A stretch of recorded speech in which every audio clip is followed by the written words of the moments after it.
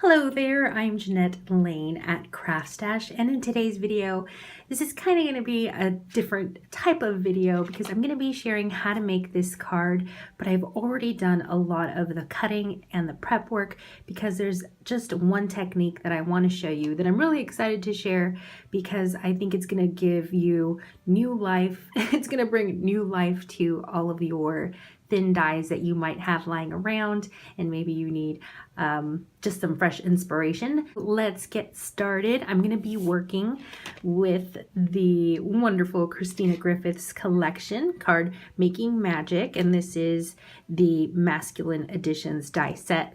I've been working with this die this week, and it's been just really refreshing and great to work with. It's very versatile.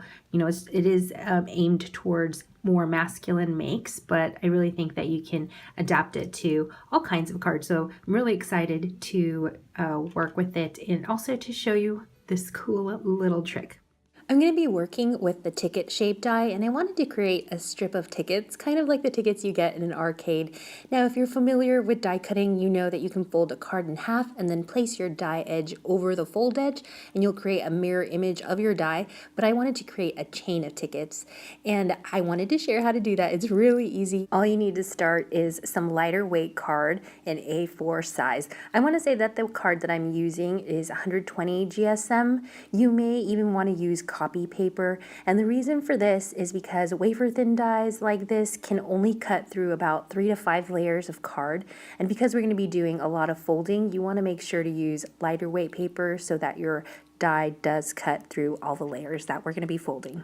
In a nutshell, what I'm going to do is I'm going to do an accordion style fold on a strip of paper that is a little bit smaller than the width of my die. And I found that if I folded my A4 in half and then cut a strip and then fold it in half again, it was sized to just smaller than the width of my die. And I'll be showing you how to apply this technique on another die in case you are a little bit confused at the moment. It'll all make sense in just a bit. As you can see, I'm just eyeballing everything, but if you want to be precise, you can pull out your ruler and measure your die, and also grab your scoreboard and measure exactly where you're going to cut and increase your folds really nicely. But I'm pressed for time, so I'm just eyeballing it to make sure that the width of my strip is wider than my die. I want an accordion fold, and I found that if I just folded this strip in half again and then rearranged the fold the opposite way, I would just have end up with a nice even accordion fold. Now I want to stress that the A4 card works well with this ticket die because it's sized just right, but you are going to need to measure out your folds for other dies because you need to make sure that your folds are thinner than the width of your dies, and I'm going to show you how to do that next with a trophy die, so just stay tuned for that. Friends, I'm going to zoom in and freeze this shot. If you look close, the edges of my die extend just a bit over the folded strip of paper, and this is what's going to create the chain effect. So when you're working with your own dies, just make sure that each blade on each side goes over the side of your folded strip. Now I'm going to run this through my die cutting machine, and I'm going to secure it with some washi tape and tape that right to my cutting pad.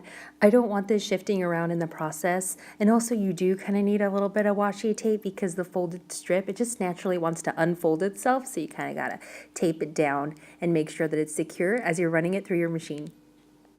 The moment of truth is upon us, and I don't know if it's just me, but it's so fun to unfold these, and I get so excited about all the possibilities with this technique of just applying it to all of my dies. It's just a really great technique to have in your crafty arsenal of ideas. Let's move on to another chain. This time I'm going to be using the trophy die, and I was actually a little apprehensive about using this one because the handles are a little on the dainty side. I can't stop laughing, sorry.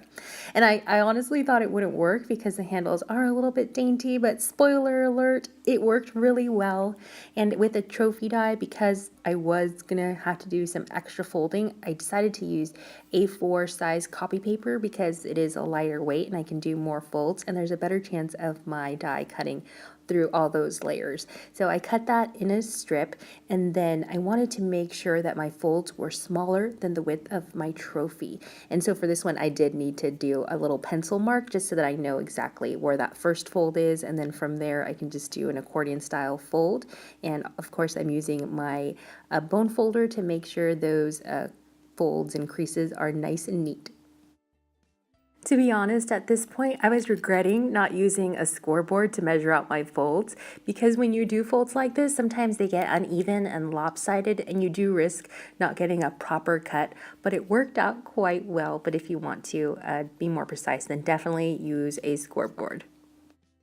I was living on the edge and decided not to secure my die and paper with washi.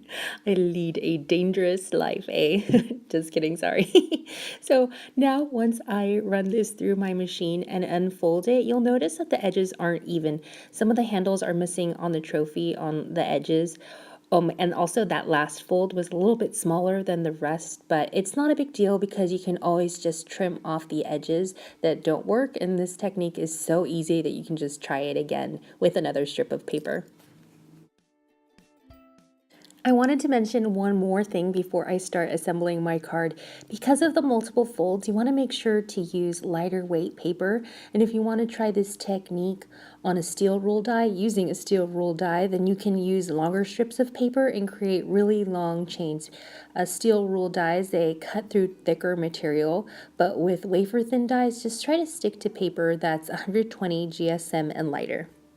Like I mentioned at the beginning, I've already die cut all of my pieces using Christina Griffith's die set, and I've cut them from foil card, regular card, and craft card, and I thought that all the various types of cardstock that I used looked really well together. And to glue everything down, I'm using a mix of liquid adhesive, so Anita's liquid adhesive, tacky glue, sorry, and also some tape runner. Oh, and I also added some twine to my trophy because I feel like twine is just an easy way and a quick way to add interest to your card. With that said, I'm Jeanette Lane at CraftStash. Thank you so much for watching, and I hope that you enjoyed this tutorial. Don't forget that everything I used can be found at craftstash.co.uk, where you'll find lots more inspiration and how-tos. See you soon. Bye.